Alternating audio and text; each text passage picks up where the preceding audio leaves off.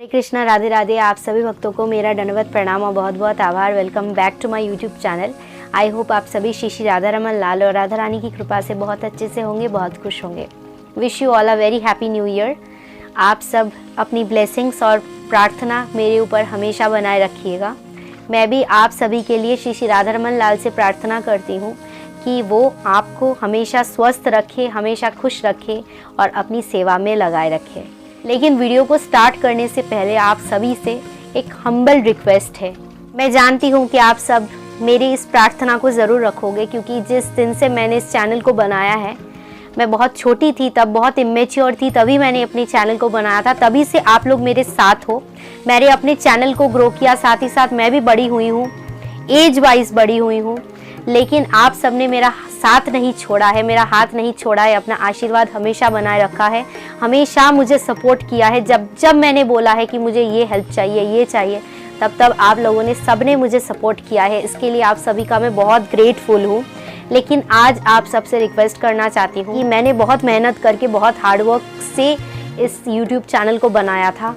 हो गए 3-4 साल इस चैनल को, तब मैंने इस चैनल को बनाया था। लेकिन आज बहुत लोग मुझे कमेंट करते हैं, सामने से भी बोलते हैं कि आपने अपना चैनल डिलीट कर दिया, आपके वीडियोस हमारे पास नहीं पहुंच रहे हैं। उन्होंने नोटिफिकेशन भी ऑन करके रखा है, फिर भी उनके पास वीडियोस नहीं पहुंच रहे हैं। तो please I humbly request all of you कि आप लोगों से हो सके तो आप लोग जब भी मैं वीडियो डालूँ तो ज़्यादा से ज़्यादा शेयर कीजिएगा, ताकि पहले जैसा रीच हो जाए। क्योंकि मे भी यूट्यूब नहीं पहुंचा रहा है लोगों के पास, क्योंकि बहुत लोग सेम बात बोल रहे हैं, सभी लोग, कि हमारे पास वीडियो के नोटिफिकेशंस नहीं आते हैं। हम अगर खुद से जाके सर्च करते हैं तभी हमें मिलता है। मैं अगर किसी को लिंक शेयर करूं तभी उन्हें मिलता है, खुद से किसी के पास भी नहीं जाता है। जबकि 60,000 सब्सक्राइबर्स हो गए हैं, तो बहुत ज़्यादा टेंशन की बात है कि मैं वीडियोस बनाती हूं लेकिन आप लोगों के पास नहीं पहुंच रहा है। तो प्लीज़ आप लोग एक बार नोटिफिकेशन ऑफ करके फिर दोबारा से ऑन करके देखिएगा अगर हो सके, और ज़्यादा से ज़्यादा शेयर कीजिएगा प्लीज़। क्योंकि मेरा चैनल अब पहले जैसा नहीं रहा, पता नहीं क्यों इसका रीच बहुत ज़्यादा डाउन हो गया है। तो आई होप आप लोग मेरी रिक्वेस्ट रखोगे। तो चलिए आज की वीडियो को स्टार्ट करते हैं। तो न्यू ईयर स्टार्ट हो गया है और न्यू ईयर में हम लोग बहुत सारे रिजोल्यूशंस बनाते हैं कि हम इस साल में क्या क्या करने वाले हैं। क्या करते हैं हम 31 दिसंबर को बहुत सारे रिजोल्यूशंस बनाते हैं कि न्यू ईयर में ये सब हम फॉलो करेंगे। लेकिन जैसे ही न्यू ईयर स्टार्ट होता है हम भूल जाते हैं। मे बी 1 वीक के लिए फॉलो करते हैं। जैसे कि हम एक रिजोल्यूशन बना ले कि वेक अप अर्ली, हम बहुत जल्दी सुबह उठेंगे, लेकिन 1 हफ्ते तक हार्डली फॉलो कर पाते हैं, फिर भूल जाते हैं, कंसिस्टेंट नहीं रह पाते हैं। लेकिन आज मैं आप सबको 5 ऐसे रिजोल्यूशंस बताने वाली हूँ जिसको अगर आप और मैं, हम सभी फॉलो करेंगे तो हमारी ज़िंदगी बहुत हद तक इम्प्रूव हो जाएगी। बहुत ज़्यादा हम अपनी लाइफ में चेंजेस नोटिस करने लगेंगे। साथ ही साथ उनमें ऐसे भी कुछ चीज़ें मैं बताने वाली हूँ जिनको हमें 2024 में नहीं करना है। जितना हो सके उतना हमें उनको अवॉइड करके चलना है। तो ये है भक्ति जीवन के ABCDE। तो अब आप लोग सोचेंगे कि ये ABCDE ये क्या होता है, ये तो अल्फ़ाबेट्स है, ये रिजोल्यूशन थोड़ी ना है। लेकिन यहीं पे हमारी रिजोल्यूशंस छुपी हुई है। तो अब मैं आप सबको बताने वाली हूँ ABCDE क्या होता है और कैसे हम इनको अपनी लाइफ में इम्प्लीमेंट कर सकते हैं। आप लोग जो भक्ति जीवन में हैं उन्होंने ABCDE को ज़रूर सुना होगा, लेकिन आज एक बार दोबारा रिपीट कर देती हूँ। जिनको पता है वो भी सुन सकते हैं और जिनको नहीं पता है वो इस वीडियो के थ्रू से जान सकते हैं कि भक्ति जीवन में ABCDE क्या होता है और कैसे ये हमारे न्यू ईयर के रिजोल्यूशंस बन सकते हैं। So let's get started. सबसे पहले A से स्टार्ट करते हैं। A फॉर एसोसिएशन, यानी कि संग। ये कहावत तो आपने सुना होगा, जैसा संग वैसा रंग। हम जैसी भी संगति करते हैं हम धीरे धीरे वैसा ही बन जाते हैं। इंसान तो इंसान, एक तोते की बोली पर भी संगत का असर पड़ता है। स्पिरिचुअल वे में इस बात को समझाना चाहूँगी कि जैसे हम ऐसे दोस्तों का संग करते हैं जो ड्रिंक करते हैं, स्मोक करते हैं और हमेशा नेगेटिव वाइब्स स्प्रेड करते हैं अपने आसपास।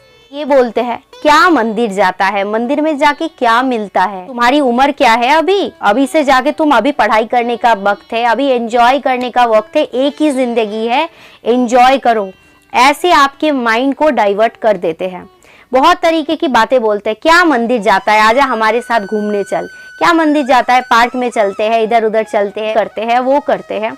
ऐसे करके हमारे माइंड को बहुत ज़्यादा नेगेटिविटी में भर देते हैं। एज वो खुद भी नहीं करते हैं तो वो आपको भी करने नहीं देते हैं। अब मेन बात तो यही है कि ये एक ही जिंदगी है, ये बात तो उन्होंने सही कहा है, क्योंकि हमें इसके बाद ये मनुष्य शरीर मिलेगा या नहीं इसकी कोई गारंटी नहीं है।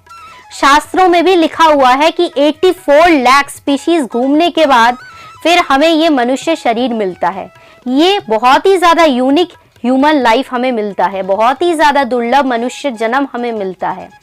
जब हम अपने माँ के गर्भ में रहते हैं तो बहुत ज़्यादा कष्ट में रहते हैं, तब हम भगवान से प्रॉमिस करते हैं कि हम जब ही यहाँ से निकल जाएंगे तो हम आपको नहीं भूलेंगे, आपका भजन करेंगे और आपके पास लौट के जाएंगे आपके धाम में। लेकिन आप सोचिए, देखिए कितनी हैरानी की बात है, जब ही हमारा जन्म हो जाता है तभी हम ये भूल जाते हैं कि हम इस संसार में किस लिए आए हैं, हमारा उद्देश्य क्या है, पर्पस क्या है इस संसार में आने का। ये जो मनुष्य शरीर हमें भगवान ने दिया है, ये पशु जो काम करते हैं वही काम करने के लिए, खाने सोने पीने के लिए और बच्चा पैदा करने के लिए दिया है, ऐसा बिल्कुल भी नहीं है। शास्त्र हमें गाइडेंस देते हैं कि हमें क्या करना चाहिए। लेकिन जैसे हम मिरर में अपना चेहरा देखते हैं और अगर मिरर में धूल जमा हुआ हो तो हमारा चेहरा ठीक से नहीं दिखता है, वो ढक जाता है, धूल से ढका हुआ होता है। ठीक उसी तरह ये जो संसार है ये तो भगवान के द्वारा बनाया गया है, इसमें कभी मटेरियल कंटामिनेशन, कोई भी भौतिक दूषण नहीं होना चाहिए। लेकिन इस संसार में माया का जाल है, माया का बंधन है, इसलिए इस संसार में आने के बाद लोग सोचते हैं मेरा घर, मेरा पैसा, इसको एंजॉय करना है, इसको भोग करना है, मैं इसका मालिक हूँ, मेरा सब कुछ है, मैं इस संसार को एंजॉय करना चाहती हूँ, भोग करना चाहती हूँ। लेकिन वो ये नहीं जानते कि अभी तो भोग कर लेंगे, लेकिन इसके बाद, मृत्यु के बाद उसका आउटकम क्या होगा, वो क्या करेंगे, कहाँ जाएंगे, क्या करेंगे, ये गाइडेंस हमें हमारे शास्त्र देते हैं। लेकिन जब भी हम गलत संग करते हैं, गलत एसोसिएशन करते हैं, तो हमारा mind to a very great extent हमारा माइंड डाइवर्ट हो ही जाता है, क्योंकि हम ये सोचते हैं हाँ ये सही बोल रहे हैं, क्या करना है, अभी हमारी उम्र है क्या तिलक लगा के धाम में घूमने का। सब लोग एंजॉय करते हैं, पार्टी करते हैं, क्लब में जाते हैं, स्मोक करते हैं, ड्रिंक करते हैं, एक ही जिंदगी है, मैं भी करूं। इट इज़ वेरी इंपॉर्टेंट कि इस न्यू ईयर में हम खुद को प्रॉमिस करें कि ऐसे लोगों से खुद को दूर रखना है और ऐसा संग भूल कर भी नहीं करना चाहिए जो हमें ये बोले कि यार तिलक लगा के घूमती है, साधु बन गई है, मेरे साथ मत घूम, मुझे शर्म आती है। ये बोलते हैं क्या अभी से जपमाला लेके जप करती रहती है, क्या धाम में जाती है, गोवा जाने का टाइम है, घूमने का टाइम है, क्या तू वृंदावन में पड़ी रहती है, क्या मायापुर जाती है, पुरी जाती है, क्यों करती है ऐसा। ऐसे लोगों से दूर रहना चाहिए जो हमारे माइंड को नेगेटिविटी से भर देता है, जिसमें हम एक क्षण के लिए भी ये सोचते हैं कि हाँ ये सही बोल रहा है।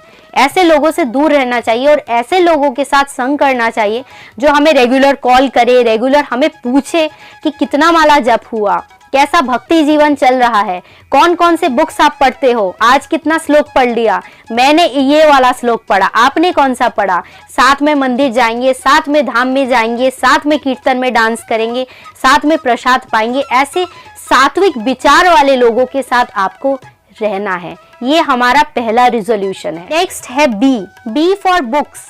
बुक्स हमें नॉलेज प्रोवाइड करती हैं, हम जिस डायरेक्शन में जा रहे हैं बुक्स हमें वो डायरेक्शन प्रोवाइड करता है, सही डायरेक्शन हमें बुक से ही मिलती है, क्योंकि बुक्स से हमें जो ज्ञान मिलती है उससे हमारी भक्ति जीवन और ज़्यादा स्ट्रॉन्ग हो सकता है।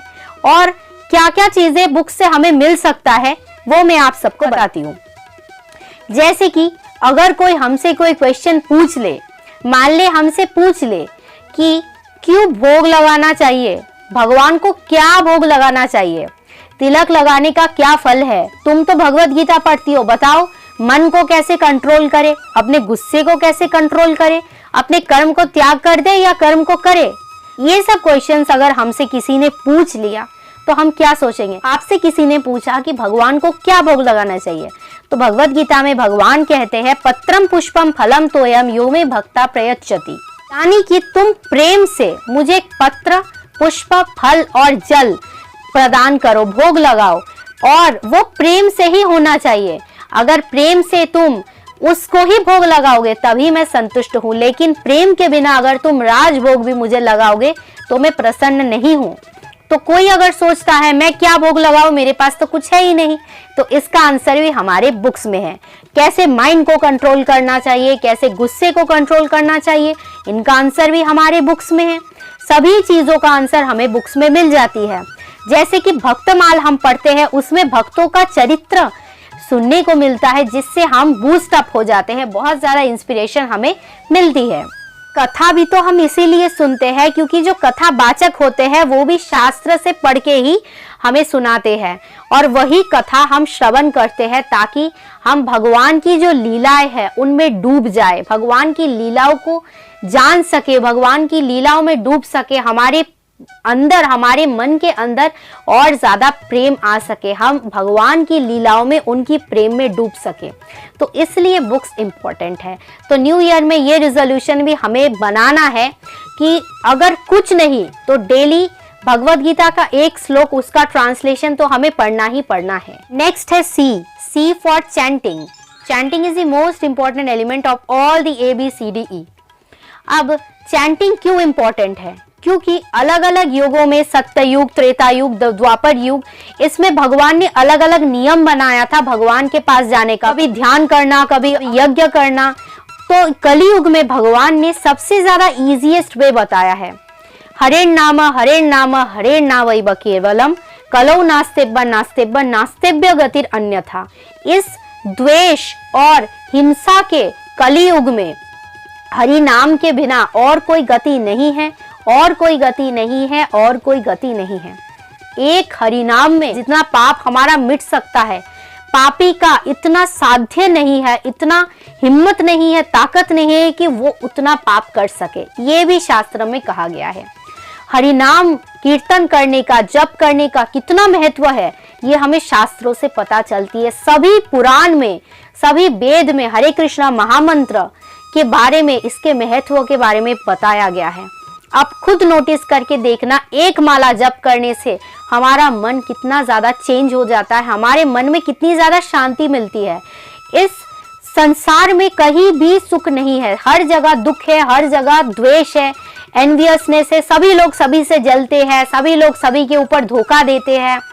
ऐसे इस कलियुग में अगर आप हरि नाम का आश्रय लेते हो, एक माला भी जप करते हो, तो आपको कितनी सुकून मिलेगी।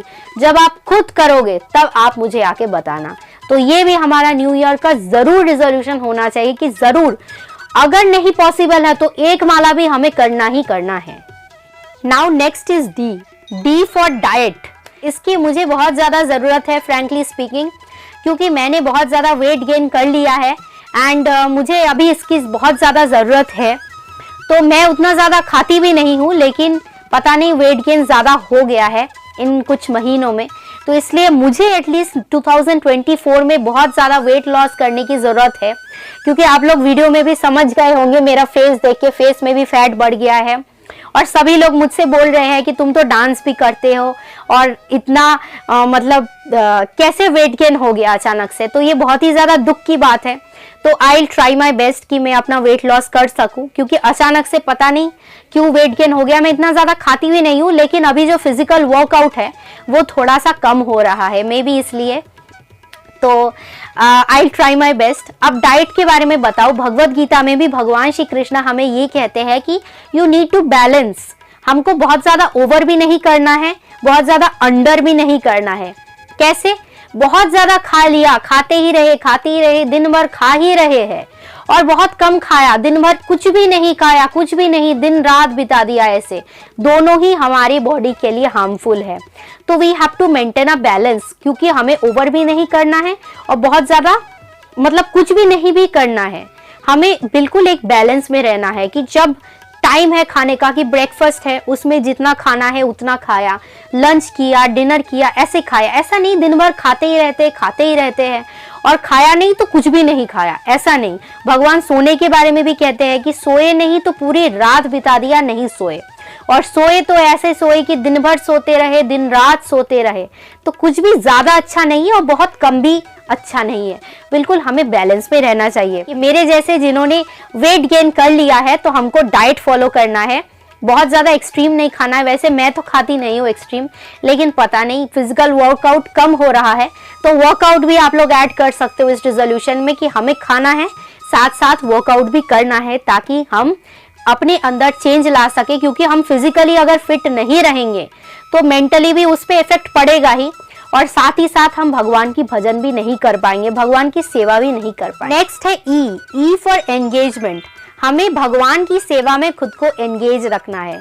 जैसे कि अम्बरीश महाराज थे, वो अपने नाक से भगवान की प्रसाद का घ्राण लेते थे, अपने कानों से भगवान की कथा श्रवण करते थे, अपने जीवा से कृष्ण प्रसाद आस्वादन करते थे, अपने आंखों से भगवान का दर्शन करते थे, अपने पैरों से चल के भगवान का मंदिर जाते थे, भगवान के मंदिर का धाम का परिक्रमा लगाते थे, हाथों से भगवान की सेवा करते थे, मुंह से सिर्फ कृष्ण कथा भगवान की कथा ही बोलते थे। वैसे ही हमारा ये जो मूल्यवान शरीर है, मनुष्य शरीर है, इसको भगवान की सेवा में लगाना है, पूरी तरीके से एंगेज करना है। क्योंकि भगवान भगवत गीता के चैप्टर नंबर 4 में बोलते हैं समाधि के बारे में। अब समाधि क्या चीज है, उसमें भगवान कहते हैं कि समाधि वही है कि जब हम अपने पूरे मन को, सभी इंद्रियों को, पूरे शरीर को भगवान की सेवा में एंगेज कर देंगे, तभी हम समाधि में होंगे। तो इसलिए हमें बहुत ज़्यादा ज़रूरत है कि हम अपने मन को बिल्कुल भगवान में डाइवर्ट कर दे, भगवान में एंगेज रखें। और ये तभी पॉसिबल है जब आप इसके पहले वाले जो 4D है उसको फॉलो करोगे। जैसे एसोसिएशन, अगर आप भक्तों का संग करोगे तभी आप अपने मन को, अपने इंद्रियों को, शरीर को भगवान की सेवा में लगा पाओगे। बी, जब आप बुक्स पढ़ोगे तब आपको डायरेक्शन मिलेगी कि कैसे भगवान की सेवा में खुद को लगाना चाहिए। सी, चैंटिंग आप करोगे तो आपके मन में हमेशा भगवान ही रहेंगे और आपके पाप भी नष्ट हो जाएंगे, आपकी जो मटीरियल दूषण है वो भी हट जाएंगी, माया का जो पर्दा है वो भी हट जाएगा। और डी, डाइट ही नहीं, साथ साथ कृष्ण प्रसाद भी जब हम लेंगे तो हमारी अंदर सात्विक विचार आएंगे, हमारा मन शुद्ध होगा, आहार शुद्ध, तत्व शुद्धि। तो इसलिए जब हम शुद्ध आहार लेंगे तभी हमारा विचार भी शुद्ध होगा, बोली भी शुद्ध होगी। जब हम ऐसे खाना लेंगे, ऐसे भोजन करेंगे जिसमें हमारे माइंड के ऊपर नेगेटिव इफेक्ट पड़ेगा, तब हम वैसे ही बोलेंगे और तब हम वैसे ही काम करेंगे, हमेशा गुस्से में ही रहेंगे। ऐसे नहीं करना है। और ई फॉर एंगेजमेंट, जब भी हम पहले के 4 ABCD फॉलो करेंगे तभी हम ई को ठीक तरीके से फॉलो कर पाएंगे। आई होप मेरे न्यू ईयर के रिजोल्यूशन ABCDE आप सबको पसंद आया, और आप सबके साथ मैं भी प्रॉमिस करती हूँ कि ABCDE को मैं फॉलो करूंगी। वैसे कुछ चीजें तो फॉलो होती ही है, जैसे बुक्स पढ़ना, ये तो डेली होता ही है, और भगवत गीता तो पढ़ती ही हूँ मैं डेली, भगवत गीता लिखती भी हूँ, और मेरा एक डायरी भी है, मैं आप सबके साथ शेयर करूंगी कभी, जिसमें मैं लिखती हूँ भगवत गीता के श्लोक। एज मेरी दीक्षा हो गई है तो चैंटिंग इज कंपलसरी, और दीक्षा होने से पहले भी chanting was compulsory for me, क्योंकि सिंस चाइल्डहुड मैं चैंटिंग करती हूँ, और चैंटिंग तो बिल्कुल आदत सी बन गई है कि नहीं किए बिना ऐसा लगता है कि नहीं, जिंदगी खाली सी है, कुछ किया नहीं है। और एसोसिएशन, मैं गलत लोगों का एसोसिएशन कम करने की ही कोशिश करती हूँ, अवॉइड करती हूँ, और एंगेजमेंट भगवान की सेवा में हम तो कोशिश करते ही है। वैसे ही मैं और आप सब, हम सभी ट्राई करेंगे ABCDE को फॉलो करने की। और डी, डाइट, इसको मुझे कुछ ज़्यादा हद तक फॉलो करना है। तो एनीवेज, आज के लिए वीडियो को यहीं पे एंड करते हैं। आप सब पर श्री राधा रमन लाल और राधा रानी की कृपा हमेशा बनी रहे। आप सब बहुत अच्छे से रहिए, बहुत खुश रहिए। हरे कृष्णा, जय श्री राधे।